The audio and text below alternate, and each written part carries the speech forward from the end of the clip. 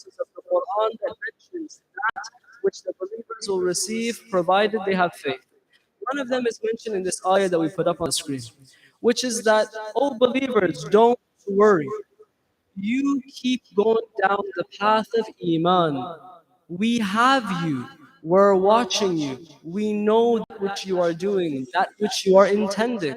You see, sisters and brothers, on any other path that you embark upon in this world, there's always a chance that you might feel a bit anxious that it's possible everything I'm doing is for nothing. It's possible that you speed down quite slow and you're going the wrong way and you come a few minutes late to council. This is possible. But when it comes to the path of Iman, you never have that feeling of, could it be that I'm going the wrong way? And could it be that Allah will not reward me for that which I do? Could it be that Allah does not see that which I'm doing and that my efforts are in vain? We say no. In Surah Zilzal, Allah subhanahu wa ta'ala says that whatever speck of good you do, you'll see it on the day of judgment. We recorded it. Likewise, whatever speck of evil you do, we will show it to you on the day of judgment as well. Sisters and brothers, the promise that Allah has given us for having faith and for remaining on this path is that all of your efforts are accounted for. So don't worry. Don't worry that perhaps that which you do is not being seen. No, we have your back, we see that which you do, and you will be rewarded for all that you intend, all that you say, and all that you act upon, inshaAllah. Ya Allah, we ask you, as we join here in this second week of these nights of mourning and grief, that as we remember Abi Abdullah alayhi salam, you allow us to be his true servants, and on the day of judgment and in this world as well, you reward us for our sincere service to the path of Muhammad and al Muhammad. Sallu ala Muhammad wa ali Muhammad.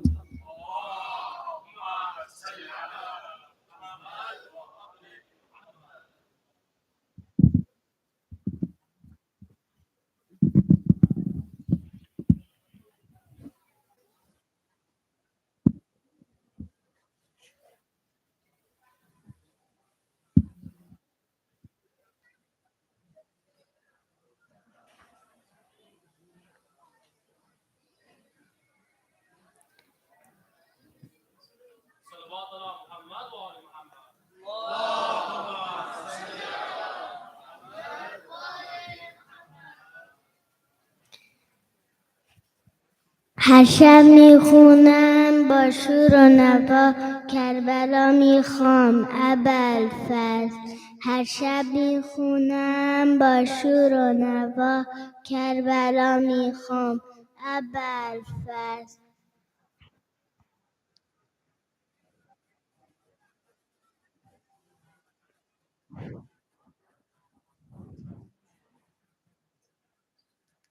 ذکر سجود نمازم شده کربلا میخوام ابوالفضل. جداییم حجار آقا کربلا میخوام Abul Fazl. Abul Fazl Karbala N کان Abul Fazl Karbala N کان Abul Fazl Karbala N کان. نفس نفسم ذکر کربلا کربلا میخوام ابوالفضل. ذکر من فقط گنبد طلاست کربلا میخوام ابوالفضل. قسمتم با کان تا بیام حرم کربلا میخوام ابوالفضل. کربلا میخوام ابوالفضل.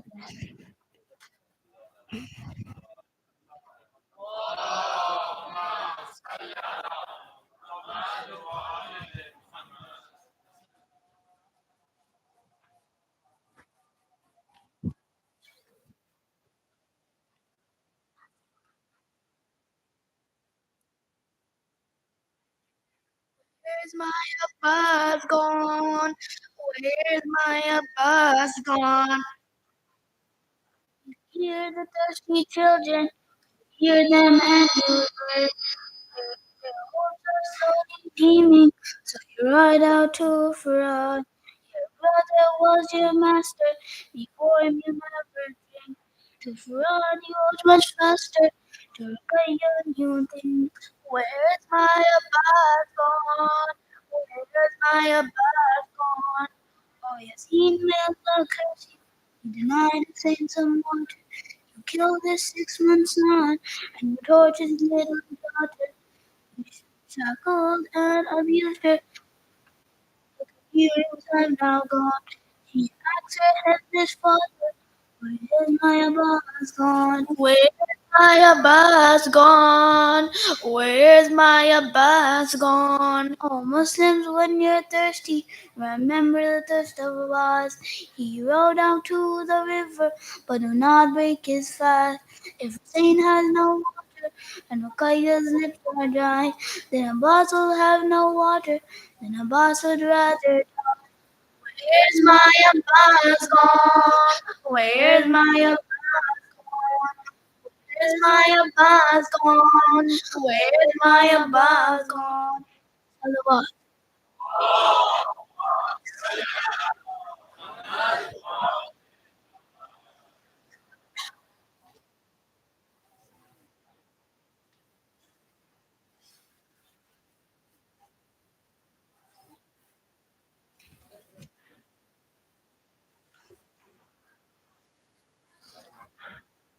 نعرہ صلوات.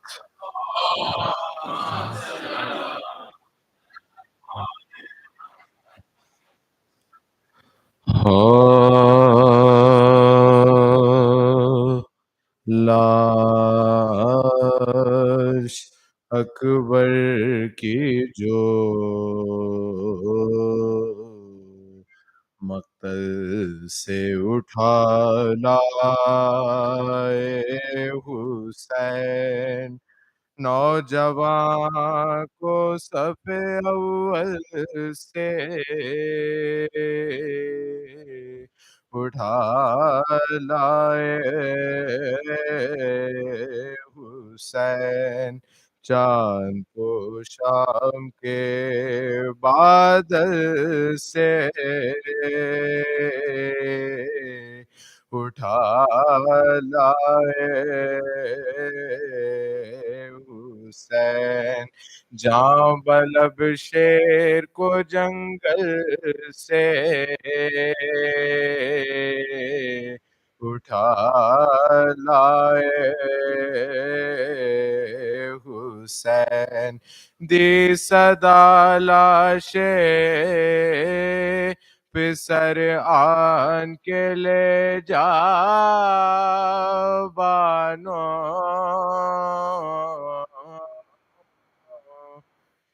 گیا برچی سے اکبر کا کلے جا بانو، دیکھ لے آخری دیدار پہ سر مرتا ہے، سامنے آنکھوں کے یہ نور نظر مرتا ہے، اب کوئی دم میں تیرا رش کے قمر مرتا ہے، منہ سے باہر ہے زباں تشنا، جگر مرتا ہے، دم ہے سینے میں رکا زخموں سے خون جاری ہے، ہائے بانو تیرا گھر لٹنے کی تیاری ہے، پہنچی خیمے میں جو حضرت کی یہ پر درد صدا مضطرب ہو گئی ناموں سے رسول دو سرا کہا چلا کے سکینہ نے کہ ہے بھیا فضا دوڑی سوئے در پھینکے سر پر سے ردا پیٹتی زینب مضطر نکل آئے باہر بانو گھبرا کے کھلے سر نکل آئی باہر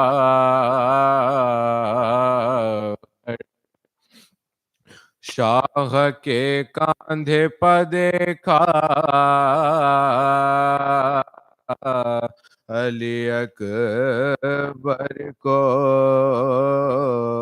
نے ڈھال ہاتھ پھیلا کے یہ چلائی کہ ہے میرے لال کیا غضب ہو گیا اے بادشاہ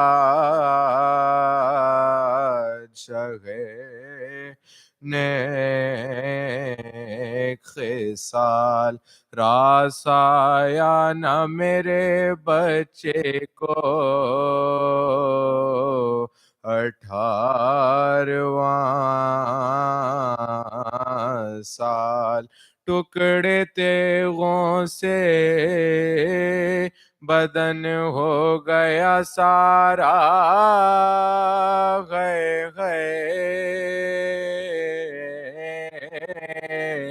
کون تھا جس نے میرے شیر کو مارا ہے ٹکڑے تیغوں سے بدن ہو گیا سارا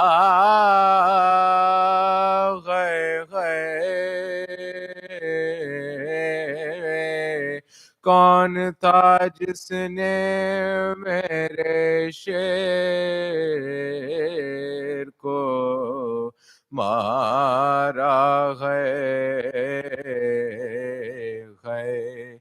لاش اکبر کی جو نعرہ صلوات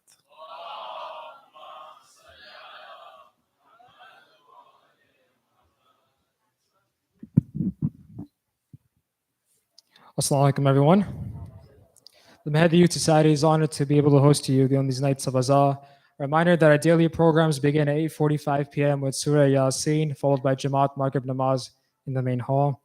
In the case that the hall inside is overfilled, you can make your way to have Jamaat or to pray Jamaat Namaz inside here in the tent. Following Namaz, we begin the program officially here in the tent with a few verses of the Holy Quran, Tafsir, Ziyarat al-Nahiya, Salam, Marsiya poetry, speech, Noha, Matam, and Ziyarat. In regards to the program structure, alhamdulillah, in the past few weeks, we have summarized over 150 pages of tafsir. These points that have been mentioned in a span of 2 to 3 minutes after the nightly recitation of the Quran make up a summary of the tafsir of the Quran that many don't have time to read. So we hope that you have been benefiting, and we continue to benefit from this segment, inshallah. This Muharram, we are joined by Syed Kamil Kazmi, who is visiting us from Qom, Iran. He's been covering the topic of imamat, a love rooted in the heart and bearing fruit in man's 24 hours. These lectures are meant to be as engaging and as interactive as possible. If the screen is working, you would see a QR code that you can scan for any comments or questions. that we will be, inshallah, revising on a nightly basis, and then, inshallah, addressing those in the upcoming few lectures. A notice to all that today we had the brothers' discussions covering the topic of exploring masculinity through an Islamic lens. This was conducted by Syed Kamil Kazmi, and it was for ages 16 plus. Inshallah, tomorrow we will be having a sisters' discussion with the topic of examining the stronger of the two genders. This discussion will be for sisters aged 14 plus, and it will be happening right here inside this tent tomorrow night at 7:30 p.m., led by Syed Kamil Kazmi. A reminder that we have our daily Sabil services with Sharbat being offered on a nightly basis in both the brothers and sisters side. We now have almost reached, we have covered the sponsorship for almost all the nights with just one night remaining. So if any of you are interested in sponsoring in the name of Marhum in honor of Hazrat Abbas alayhi salam, feel free to check out any of our socials or feel free to reach out to any of the executives. The sponsorship is for $250. And that goes towards covering the cost of the Sabil with any other funds.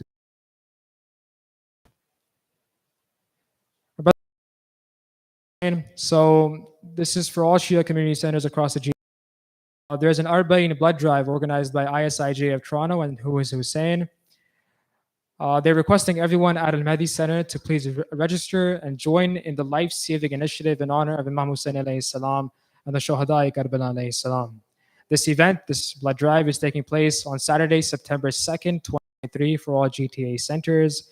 This is open for all males and females who are at least 17 years of age and weigh over 110 pounds. For all Al Mahdi Center, the blood donor clinic will be at the Canadian Blood Services Clinic at 880 Warden Avenue in Scarborough. They request that you all sign up by checking out their website or by filling out the form that we have available here. For any other questions or concerns, feel free to contact Brother Zuhair Ibrahim at 647-919-1540. Next, my brothers and sisters, as you see, I'm sweating a bit, but I'm wearing the new Mahdi Youth merch. So this is our new windbreaker, which we will be launching, inshallah, tonight. You all can purchase this windbreaker after the Noha and Ziyarat right outside. We have a separate booth both for the brothers and a separate booth for the sisters. You can purchase a piece for $50. And we'll be selling them as long as stocks last. So the idea was that to make something lightweight, something new, something trendy. And alhamdulillah, I think we've done a good job. If you haven't seen the back, it says Ya Hussein, Ya Abbas, and Ya Zainab with a few other lines at the back. We encourage you all to purchase this merch because all of the proceeds are going to our Muharram fund and helping us in continuing to support these programs on a nightly basis.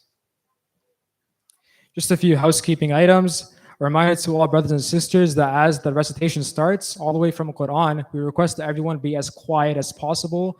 I know in the past few nights it's been a bit loud. I know it's a bit hot, but we encourage you all to be patient with us as we all are here in honor of Abu Abdullah. So just a reminder, if you're a small kid, please, if you have to talk, go in the basement in the men's hall where there's facilitations for little kids and for younger moms if they have small kids. A reminder that no food or drinks are allowed inside the tent, and we ask that once you enter inside, please keep your shoes in an organized manner. Just a last announcement on behalf of EC for the moms. A reminder that, like I mentioned yesterday, no car seats are allowed inside the main hall, in the ladies' main hall. So like I mentioned, there are arrangements by the Al Mahdi Moms and Tots in the men's basement for any young mothers. So, and the Urdu program will also be relayed down there, inshallah. With that being said, let's invite up Syed Kamil Kazmi to the minbar with a loud salawat Muhammad wa ali Muhammad. If I can have all the brothers please stand up and make their way to this side of the tent. We are expecting a lot of brothers to join us shortly. So please make your way to this side of the tent. Everyone can shift, please. Another loud salawat Muhammad wa ali Muhammad.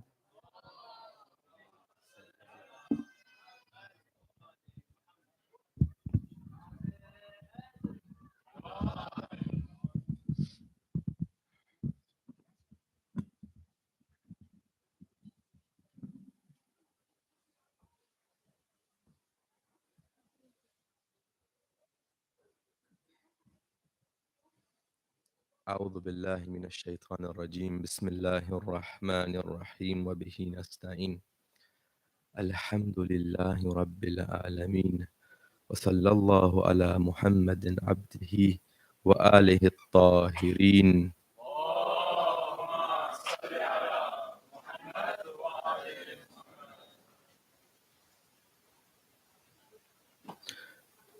we started talking about this idea that what is actually bringing us to this tent? We said that the love that brings us to this tent is not rooted in our family, it's not sourced in our society, it's not sourced in our parents. Those are facilitators. It's actually sourced in the faith and the amal salih of Abu Abdullah himself. He provided you a verse and said the ahadith that explain that particular verse tell us this meaning. Okay. We went further and said this imamat, this root belief system that we have within us, it's supposed to yield in some fruits.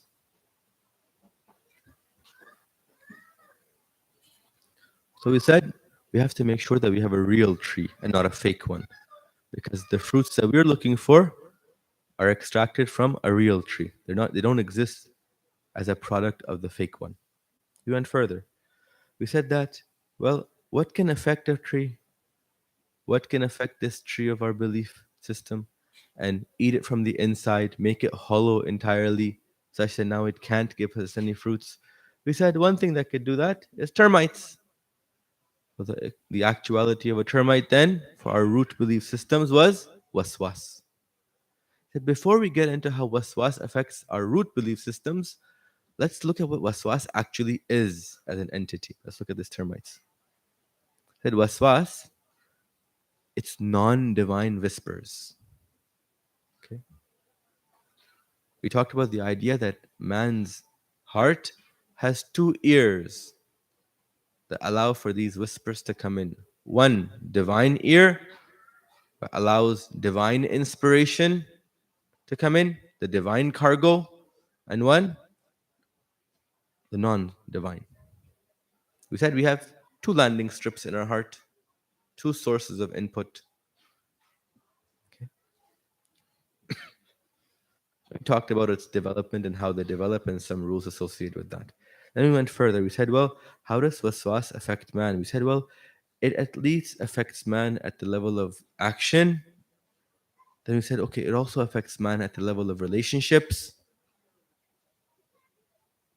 Man and his Rabb, man and his body parts, man and his time. And we continued further and we said that waswas also affects man and his root belief systems. Then the talk progressed further and we said, well, how does it actually affect the root belief systems? Here we said, it first comes and separates the three root belief systems that we have. What are the three root belief systems? It was the origin, Tawheed, the destination, Qiyamah or Ma'ad, and the in between. What was the in between? It was the divine wilaya. And the job of this divine wilaya was to lead us to the right destination, which was in fact a return to the origin, Tawheed. Okay. So these root belief systems served as a system. And we said when waswas comes in, the first thing it does is it separates them. Okay. They're no longer a system. They're seen as independent entities. And now when this belief system of ours is seen independently, then we saw what happens. When there was an imbalance in the roots, there was imbalance in the effect of it. So now when some people created an imbalance, they had issues with Tawheed and Tawassul. They said, well, is Tawassul really part of Tawheed or not? Then we mentioned certain examples that are more closer to home. We went further.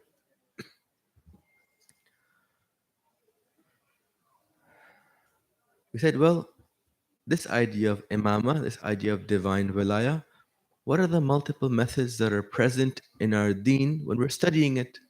We said there's two main ways. There's an intrinsic way and an extrinsic way. We said we have to know the right thing, but that's not sufficient. Knowing the right thing is very different than doing the right thing. The extrinsic method, the method that looks at the conceptuality of imama as a root belief system, told us exactly that, the concepts, but it was not sufficient. It was not sufficient. We went past that. We said, okay. So we know we have to be on the intrinsic path. We also realized that we have a desperate need for a pure heart, a heart away from termites, where you can put the pieces and start to build that bookshelf. Okay? So that when you start to purify your heart from these termites, from these imbalances in your relationship between you and your ears, your hands, your eyes, your 24 hours, now you actually can interact with the meanings that are there in the words of this divine wali. Now, reading their words is not like reading a newspaper. Okay? Before that, you just simply don't have the tools needed to interact with the meanings.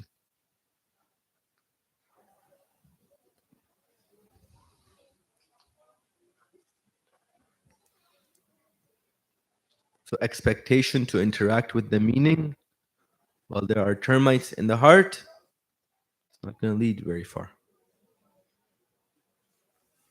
We went past that. We said what? We said there's actually unity between the Imam and the Sharia, such that if you were to take the Sharia away from the Imam, there's nothing left. And if you were to take the Imam away from the Sharia, there's nothing left. They had a realistic relationship. The Imam was the embodiment of that which he preached. He was by definition an Imam, somebody who leads by example, who's at the forefront, at the height, and now he calls you. Okay. We went past that and said, okay, let's look at one very practical point that applies to me and you today, especially living here in the West, and that is, can anybody claim that the Imam was apolitical? We said for sure, no one can claim that the Ahlul Bayt alayhimus salam had nothing to do with how the Khilafah and how the rulership was going and working. So we said what? What does termites do? Termites create an imbalance. Right? So we looked at one extreme yesterday, which was being apolitical. We said, okay, we have to stay away from that extreme. We can't be apolitical. But we also looked at a second extreme. We said we can't go towards the other end and jump off as well. Hardiness. Salawat, please.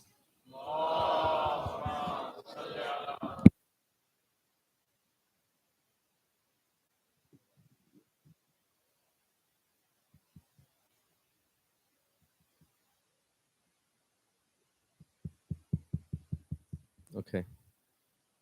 Can you guys hear me? Okay.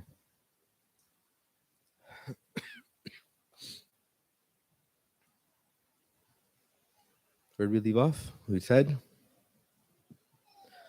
that we can't jump off of one edge of the roof. We have to make sure we don't jump off the other edge either. Foolhardiness. We have a trait in our nafs, a faculty in our nafs. It's called the faculty of anger. Okay? In our ikhlaq books, when there's an imbalance in this faculty, what happens? When there's too little of this faculty in a person, the person starts to embody the traits of a coward. Okay?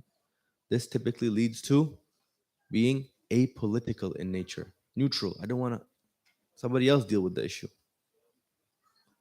This particular faculty, it's one of the causes, not the only cause. This particular faculty, when you turn the dial the other way, it creates another defect in a person. Okay? Foolhardiness. You end up becoming the deterrent for your very cause. Okay?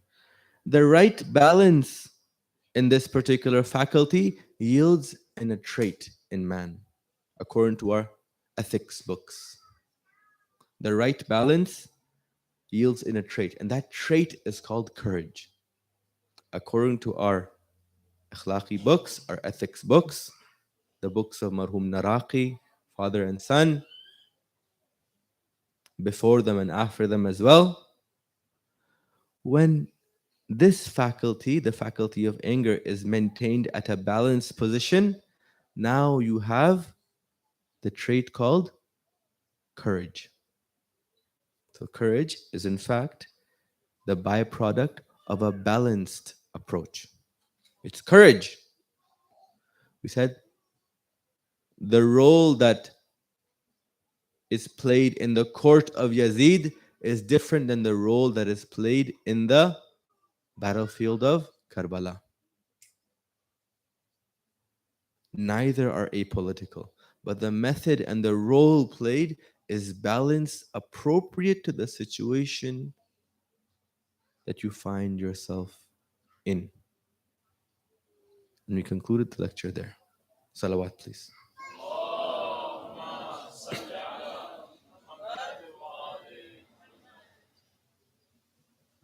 Last lecture, we're looking at the unity between the Imam and the Shafaat in one explicit example, right? Today, you want to look at another aspect of the Imam. Okay? You want to look at what Shafa'a is, right? When we understand that there is unity between the Imam and the Sharia, then either A, I'm following the Sharia to the T, and hence I'm following my Imam, or I'm not. In every instance of my 24 hours, right, I could have a checkbox. Either I'm walking in the footsteps of my Imam, check, or not check. I'm not.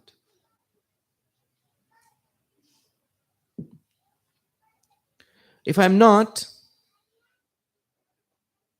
what happens there? What mechanism does my root belief system have for somebody who might not have at one point followed in the footsteps of their Imam, but does want to come back?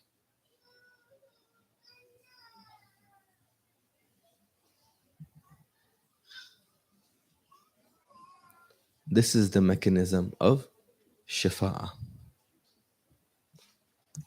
I recognize that I've transgressed. I recognize that I was weak. I had some problems. I made some mistakes. But I also recognize that there is no corrupting this hand of Allah.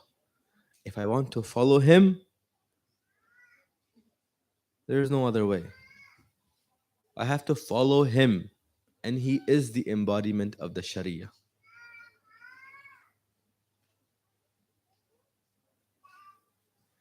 If I have this immense love of Him and I want to remain in His tent, there is no other way. Because if you took the Sharia away from the Imam, what did we say? There's nothing left. He was the Sharia. It was a unity between him and the Sharia. If you took the Imam away from the Sharia, what was it the case? Nothing left. The Imam was the embodiment of the Sharia. Sirat al-Mustaqim. We saw 3 hadiths there. One hadith saying, Nahnu Sirat al-Mustaqim. We are the Sirat al-Mustaqim.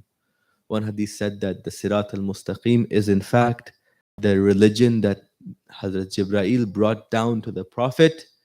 And a third hadith said what? The Sirat al-Mustaqim is nothing but the ma'rifat of the Imam. Put them together.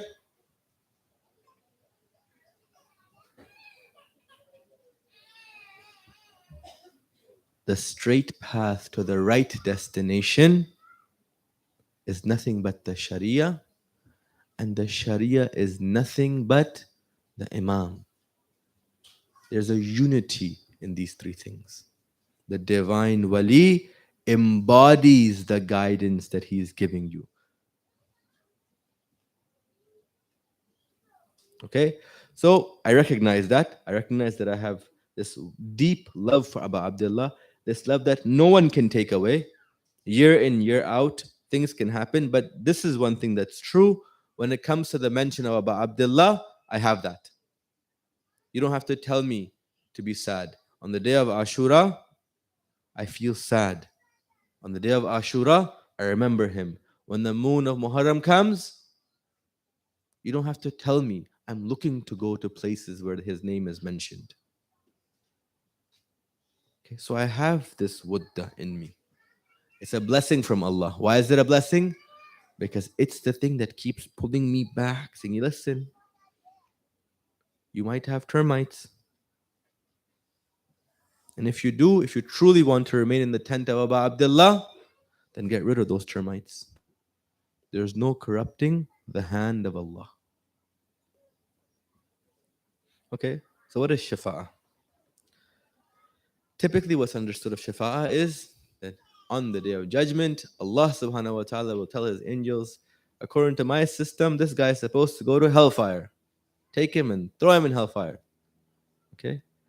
And as we're going towards hellfire, the Imam comes and says, wait a second, I have something to say here. And he prevents that system from taking man towards hellfire. And now the Imam has interceded for you. He's now prevented the wrath of Allah for you. This is a typical understanding of shifa. Well, it's deformed in its essence and nature. What does waswas do again in the root? It first did what? It separated the three roots: the origin, the destination, and the divine wali. And now once they were separated, it could deform the meaning that they held. In a very similar manner, if shafa'at is seen as something that is separated from tawheed, seen as something that actually limits tawheed, na'udhu billah, tawheed is supposed to be pushing towards hellfire and punishment and so on and so forth, and this shafa'at comes and now stops, it's an imbalanced understanding of what shafa'at is.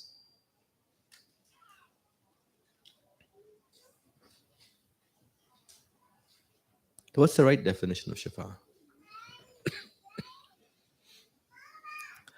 See, if you're stuck in a well and you want to climb up, okay? You want to climb up and you come out of the well, right? It's very difficult to climb up by yourself. If you had a friend up who can dangle down a rope to you, okay, while he is already up himself, he says, now come, I got you, I'll help you. And he's cheering you on too. Now climbing out of the well is a little bit easier. Okay? The real understanding of shifa is similar to this in nature. There is harmony now. Allah subhanahu wa ta'ala, the all-merciful, when he wants to display mercy to his creatures, the mechanism of the mercy of Allah is shifa. It's not independent from him. It's not separated from Tawheed. Rather, it's sourced in Tawheed. Because he's the Rahman, because he's the Rahim, he's now placed this particular tool for you to come up. How exactly? Well, the person who's at the higher end of the well holding that rope, what qualities does he have? Well, first of all, he's at a place where you're trying to get to.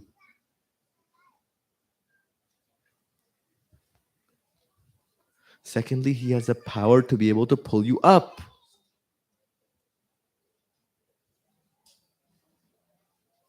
Third, more important than both of those, you could have a tyrant up there who is at the top and has the power to pull you up, but doesn't have your best interest in mind. Ring a bell? The brothers of Nabi Yusuf. No, this divine wali that Allah has appointed, what were his apex traits? His apex traits were not throwing the door or killing the masses. We said his apex traits were the traits of that where he's sourced in, the origin. So now this divine wali, who's the embodiment now of the attributes of Allah subhanahu wa ta'ala. He's the embodiment now of Ar-Rahman and Ar-Rahim. Okay. Now he's standing there atop the well. And he's saying, come up. Not only that, his belief in Allah and his actions in Allah, he's already given you a head start. He's placed in your heart something that no matter how hard the enemies try to remove, they haven't been able to. This wudda, this deep love of him. Even if you didn't want to go up, you still want to go to him.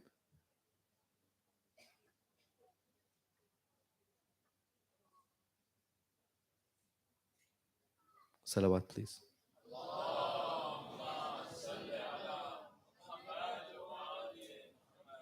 So now, at any level that man really wants to go up, he understands that shifa is needed. Is that limited to qiyamah? Is that limited to ma'ad, the hereafter? No. It finds its appearance in this dunya first.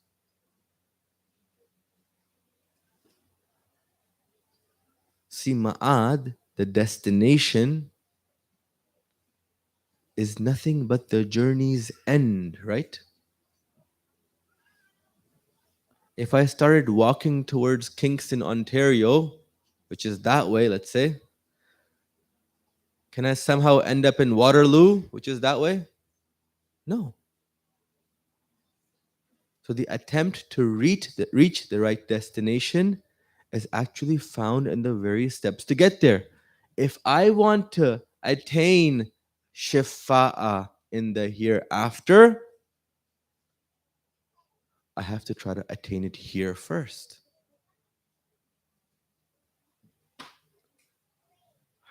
What is shifa'a again? How do you attain it in this particular world? We said shifa'a is that rope that Allah has placed by the means of this wali, that even if you didn't want to go up, because you love this wali, you still want to climb up. Okay? Well, that exists in this dunya as well. And what was the wali? The wali was unified and in union with nothing but the Sharia itself. So what is this rope now that the wali embodies? How do you climb towards the wali himself? Well, you fix the imbalances that you have in your 24 hours regarding the Sharia that's been given to you.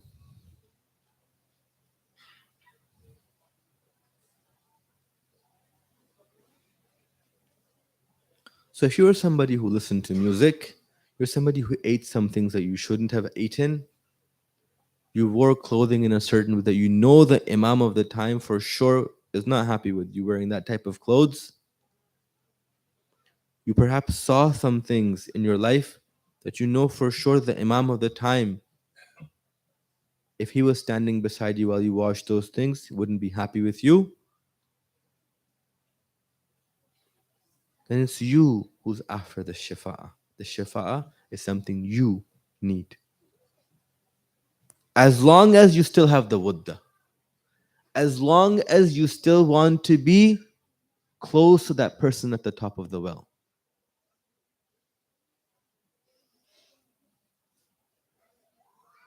As long as you want to be in the tent of Abu Abdullah.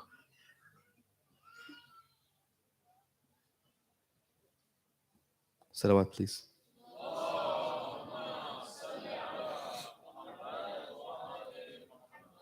Now let's give some examples of some people who did make some mistakes in history.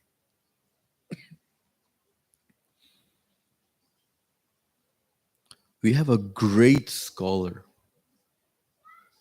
He's a philosopher, he's a faqih, he's a teacher of scholars. Agha Jahangir Khan Qashqai. That's his name. He was originally in Isfahan and studied there. Okay. In his youth, he played an instrument very close to like the guitar. He was a musician. And his story is something like this. He was an expert musician and was very attached to this thing and didn't really care about deen or knowledge or this or that. Nothing. Very strong musician. And one time as he's playing his music instrument, the string breaks. He's like, okay, I gotta go to the market to fix this string.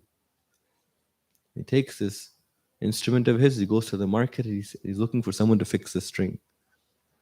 So somebody in the marketplace tells him, while you're trying to fix the string of your instrument and you're striving so hard, why don't you try to fix the strings of your heart?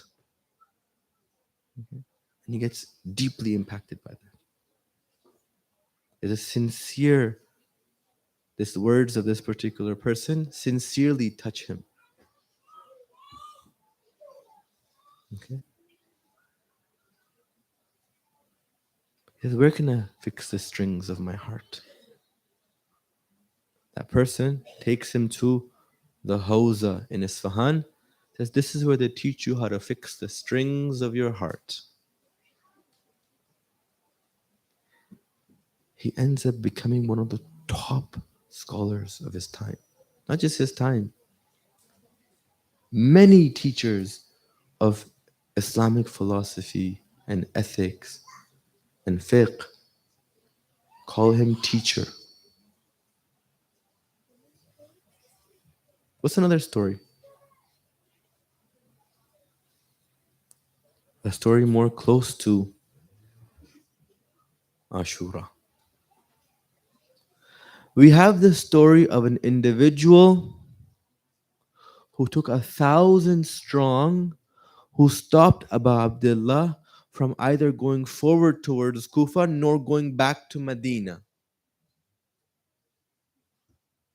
Had this individual stopped doing what he was doing and let Abu Abdullah go back to Medina, or had allowed him to go towards Kufa, situation might have been different. Had he gone and joined, in fact, the army of Abu Abdullah with 1,000 strong, situation might have been a little bit different.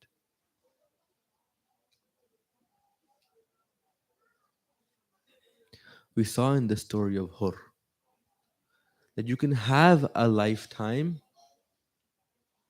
and mistakes so great. Now, this wasn't just listening to music. This wasn't just watching something that you shouldn't watch. This was an active involvement in what led to Ashura.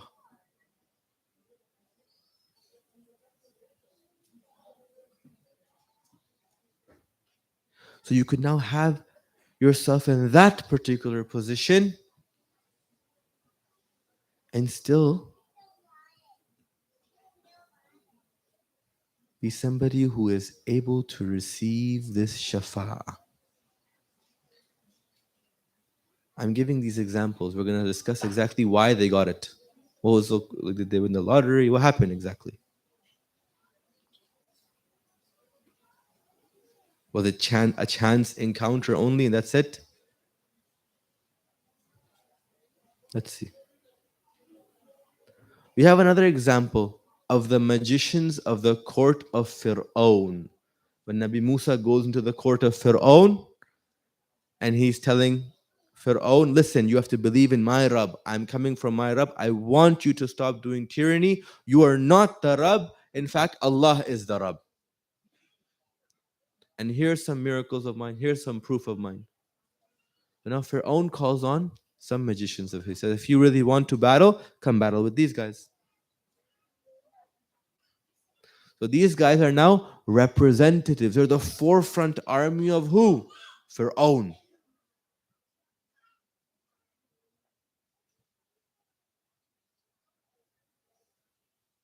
As they see Nabi Musa to stop the fight, no, they even throw their stones and their sticks. They even go forward to compete now. In the case of Hur, so far we hadn't gotten to that stage yet. We hadn't gotten to the stage that Hur took out his sword actively and went. Yes, he led to a lot of bad things.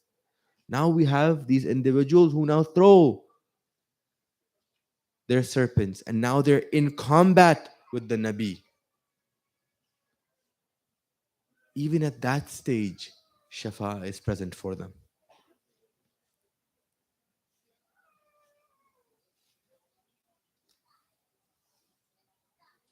So, what is it that causes these individuals to get Shafa? In the case of Agha Jahangir Khan Kashgai, we'll shorten it to say Agha Kashgai. In the case of Agha Kashgai, what did he do? He went towards that which he knew to be correct and he sincerely left behind that which he was attached to. Okay.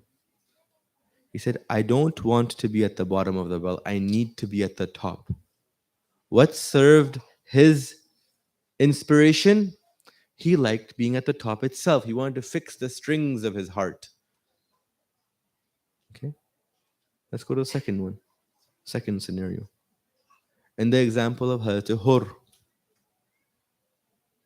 he too travels from the bottom of the well to the top of the well. But what's his inspiration? His inspiration is this wadda, this absolute love he has of this person, Abu Abdullah. He's already shown two instances of deep adab and respect towards Abu Abdullah. And now those start to manifest on the day. How can the person I prayed behind, how can the person whose mother is Sayyidatul Nisa al Alameen, how could I now take a sword out and go against him? How could I listen to music? How could I do these bad things? How could I view something that is not in line with what the Imam wants me to see? Wait a second. Oh, yes, I can say that because there's unity between the Imam and the Sharia.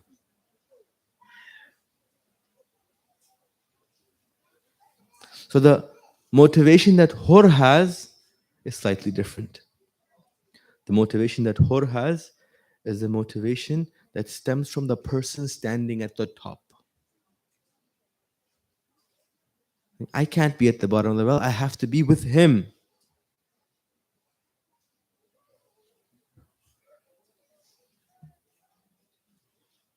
It's a very similar situation for the magicians of the court of Pharaoh. When they see the truth in what Nabi Musa had to offer, then they both fall in love with the person and the position.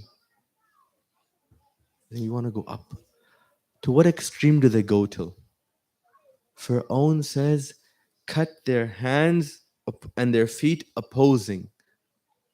He ends up killing them in a very torturous manner. But they still don't give up. They said, no, we have to get out of this well. So now Shifa is something that's not just in the hereafter. Shifa is actualized and is a real entity in this world itself. It's now that person at the bottom of the well, whenever they try to climb out of it for the motivations of A, trying to be out of the well, or B, because they want to be with the person who's outside of the well.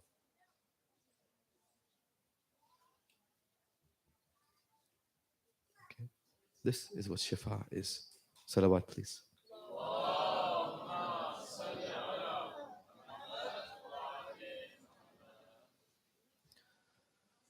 One other point to consider here.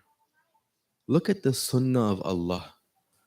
Whenever shaitan uses an event, something to put down the deen of Allah, Allah uses that very same thing to bring a lot of people up. When shaitan tried to use Agha Qashqai to play his musical instruments and attract people towards music, look at the sunnah of Allah. When this person had sincerity, Allah subhanahu wa ta'ala took that individual and made him into a position where he was a source of guidance now for the masses. Sincerity, a strong resolve to now not go back down the well, to stay up or keep climbing if I'm not up already. How about the second person? Hur. If we stop just before Ashura, what's the final destination of Hur? Is it with Abu Abdullah or against him? It's obvious it's against him. At that point, he's a representative of the non divine forces. He's somebody who supports them. He's somebody who makes others around him feel that, look, we have Hur on our side. Of course, we're going to have an easy war before us.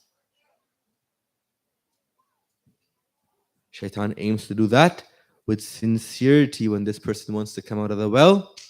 Allah does the opposite. What does Allah subhanahu wa ta'ala do? Hur now becomes a source of guidance for just those people that were in Karbala, a source of help for just Abu Abdullah and his army. No.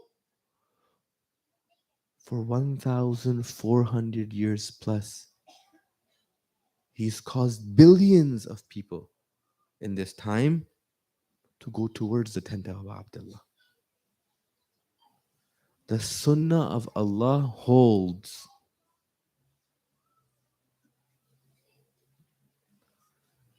If you are somebody who's making a mistake, if you're somebody who's doing something you know does not belong in the tent of Abu Abdullah, and you sincerely give it up, the sunnah of Allah holds.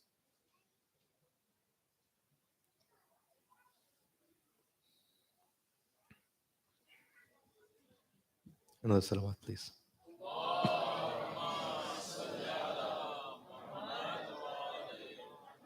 Okay.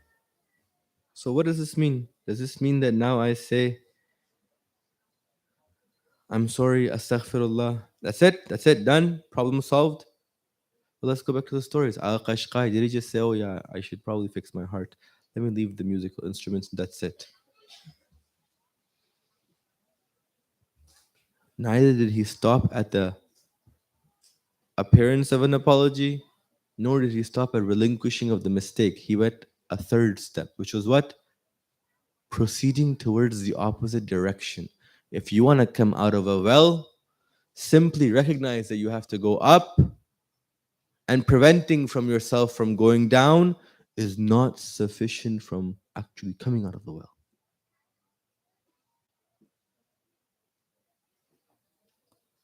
You actively strive now. Those things that are going to take me down, I got to get rid of them. I got to hold on to this particular rope in a stronger manner. I have to climb. Why? Either A, because I want to get out of the well, or B, because I really want to be with that person that's up there.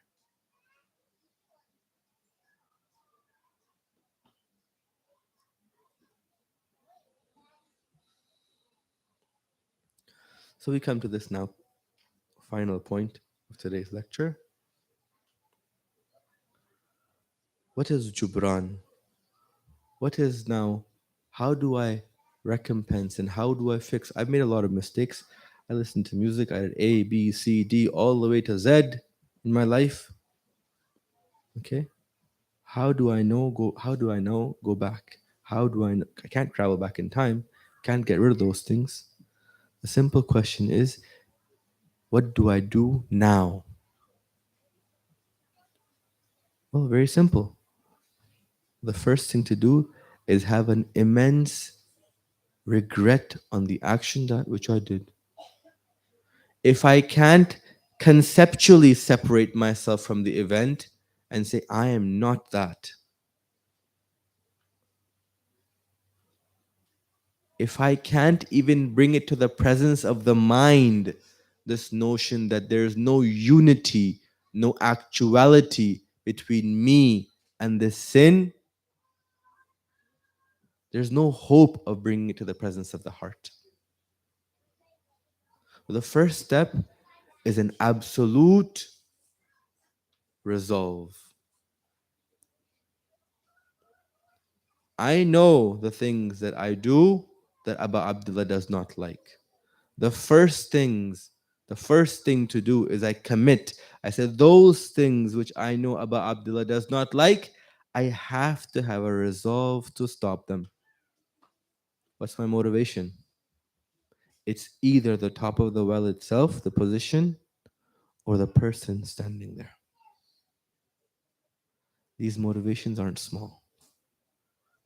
For 1,400 years, it's brought people to the tent of Abu Abdullah.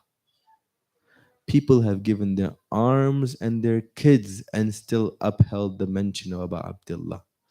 To be close to him is not a small motivation.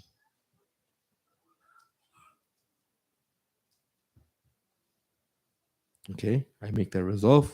I want to say that there's a separation between me and this action. There's no actual relationship. It's a fake one. I want to cut it. Okay. Conceptually, I separate myself from it. Now what? What did Hur do? Did he just say to Abu Abdullah that I'm sorry I made a mistake and he just went neutral on the side? No. Now I actively progress in the other direction. If I truly want to get to my destination, then now Shafa'a lies in an active pursuit towards that. You're being assisted in that. You yourself can't do it. That's why you had this wudda, this immense love of Abu Abdullah inside you. You needed that. If you didn't have the immense love of Abu Abdullah, you wouldn't know if you wanted to go above this well or not. Because conceptually, when you are used to being at the bottom of the well, you by definition are not at the top of the well. So now you need a link now to pull you up. A motivation now to bring you out. And you've been given that. But what was the job of Waswas? Waswas made sure that even though you had the right tools, there was an imbalance. You couldn't use them.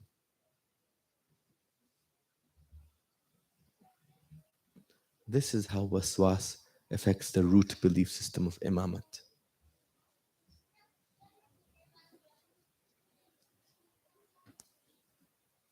Salawat, please.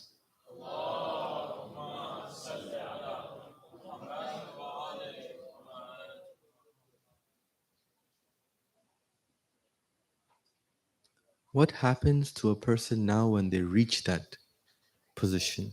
When they're unified with their Imam? When they're close to him, absolutely close. Now they've taken that particular path and they've reached the apex of perfection. Perhaps they weren't even in the well to begin with. We're looking at one individual like that tonight. That he's not just an apparent connection to Abu Abdullah, he has a real one too. It's not just that he's the son of Abu Abdullah, he follows in his footsteps so closely. We'll talk about a certain interaction between Abu Abdullah and Hazrat Ali al-Akbar. Then inshallah we'll have one of the brothers come and recite a musibah for Hazrat Ali Akbar himself.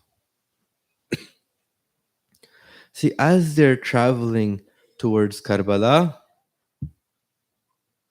near a place called Tha'labiyeh, Abu Abdullah, while he's traveling on the horse, his eyes shut and he has a dream. He wakes up and he says to Ali al-Akbar, who's traveling beside him, someone just told me in my dream that as you're moving forward, as you're speeding forward, death is actually taking you towards Jannah.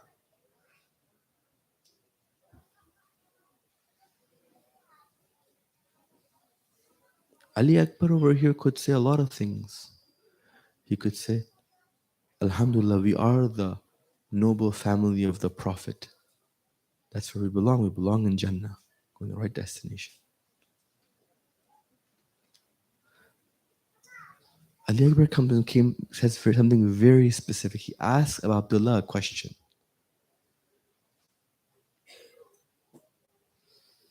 Ya Aba, afalaisna ala al-haq. O father, are we not on the right path? Look to this man.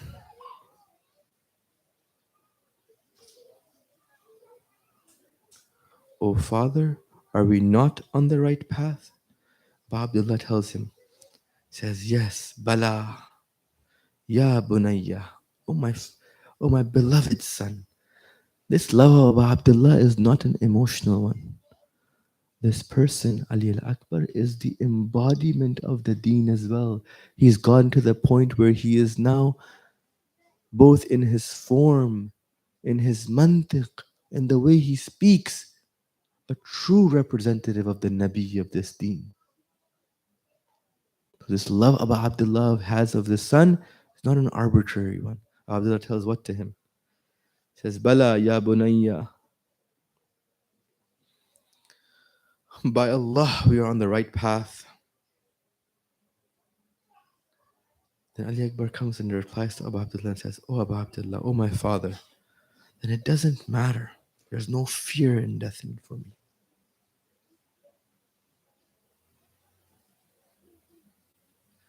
This is somebody who has the wudda of Abu Abdullah. If I'm with you and I know you're on haqq, it doesn't matter. Nothing else matters to me.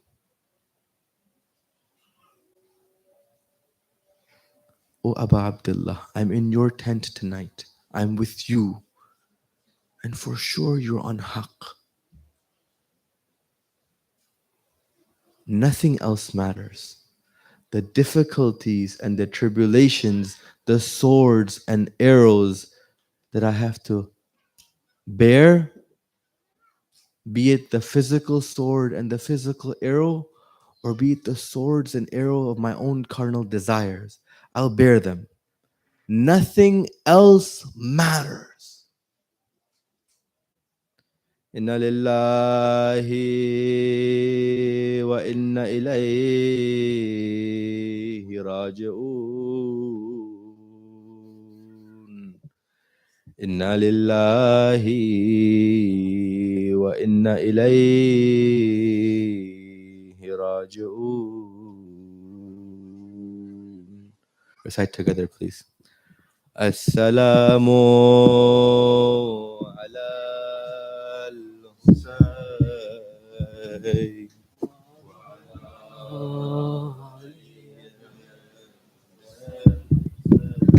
وعلى أولاد الحسين وعلى أصحاب الحسين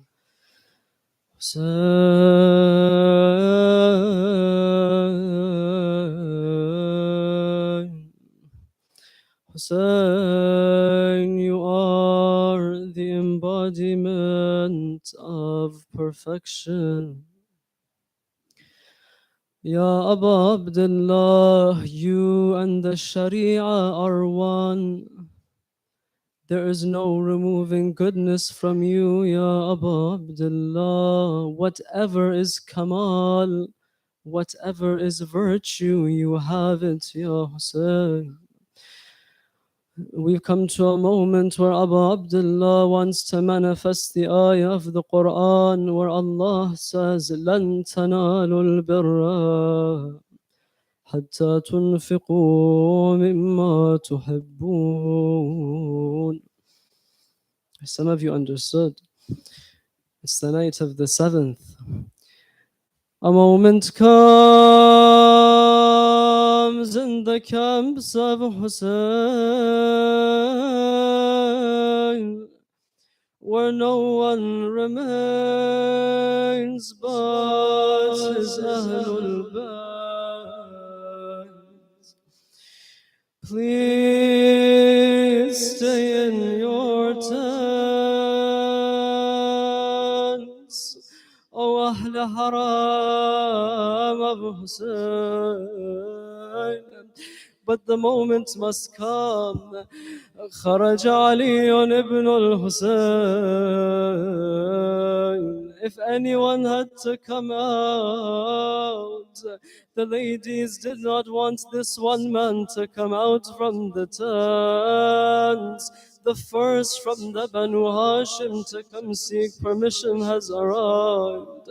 And what a man has arrived indeed. فاستأذن Ali الأكبر has come to his father now. He says, Father, all your friends have gone. Allow me to be the first to defend you, to defend the deen of Allah. A leader doesn't say, you all go. A leader says, look, I have gone first, you come after.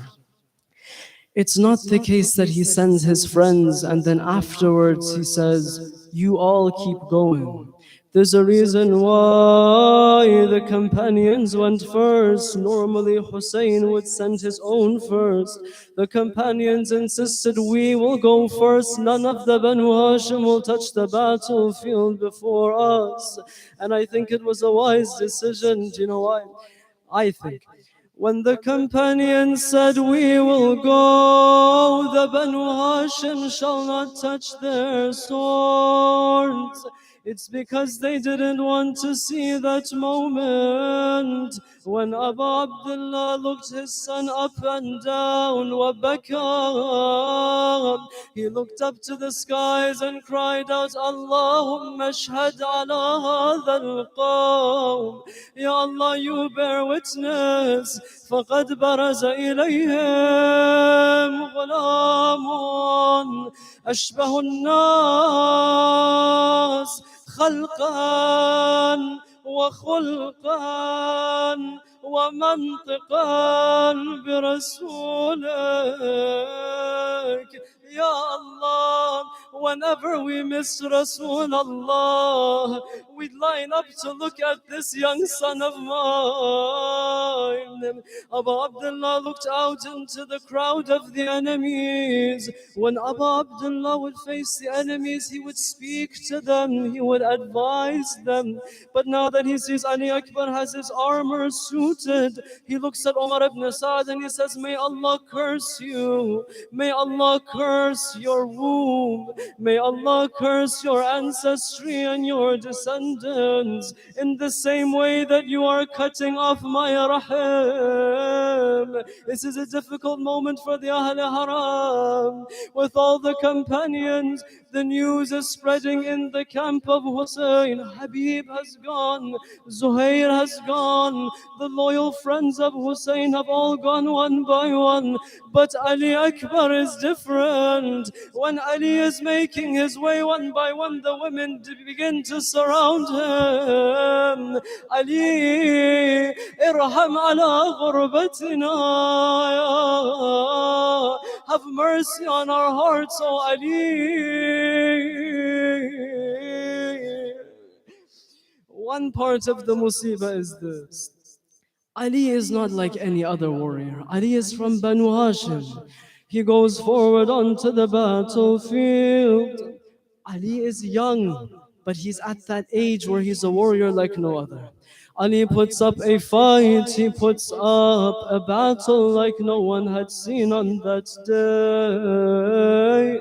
He goes one by one, the Maqatil narrate 120 of them he slays in the way of Allah. If you can remember this one line, it'll help you on the day of Ashura. This line has a lot of meaning. At one point, Ali Akbar returns to the tents. You know, tonight is the night of the 7th of Muharram. On a day like tomorrow, the enemies remove Abu Abdullah's camp from Furat. Ali al-Akbar puts up a fight, but at one point he returns. He says, Ya Aba al-Atash qad qatalani. وثقل الحديد قد أجهدني Who's saying this? Ali says, oh father, the thirst is killing me, and the weight of the armor is burdening me. فهل إلى شربة من الماء سبيل? Father, is there any way that you can quench my thirst? Abu Abdullah, this is the second time now. فبكى. It's normal, you and I, we cry. This is Hussein, a second time he's crying now. He says, Ali, be patient. Soon your grandfather will quench your thirst with his hands. And when your grandfather quenches your thirst, there's no thirst thereafter. Go, Ali. Look how easily it looks like Hussein is giving his son. When you want to give anything in the way of Allah, you give that which you love most. All of a sudden, the world flips upside down on Hussein. Do you know which moment this is? All of a sudden, one Mal'oon strikes Ali. You know the story. When that Mal'oon struck Ali, he lost his balance, and his arms wrap around the neck of his horse. Ya Allah, the Father is watching, have mercy. Now the horse is going towards the enemy. We were told commonly, like father, like son. When I read this line, I feel it's the maqtal of Abi Abdullah himself. فقدتوه بسيوفهم إربان إربان.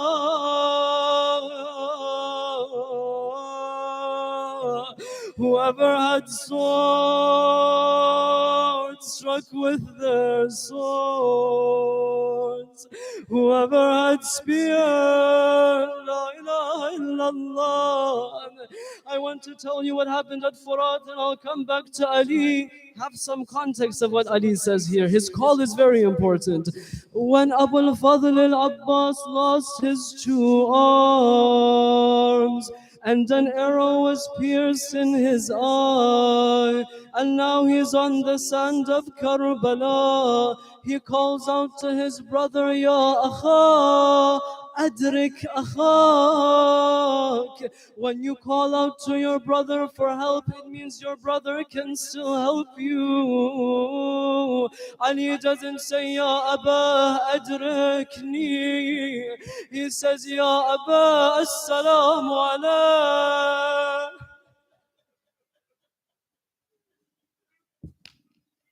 He said, Assalamu alayk.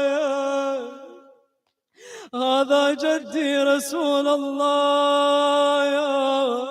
You told me the truth, oh father. I can see your grandfather Rasulullah is coming towards me. What is he saying, Ali? He's saying, Hussein, come sooner. Ali is waiting. Zahra is waiting. Your brother Hassan is waiting.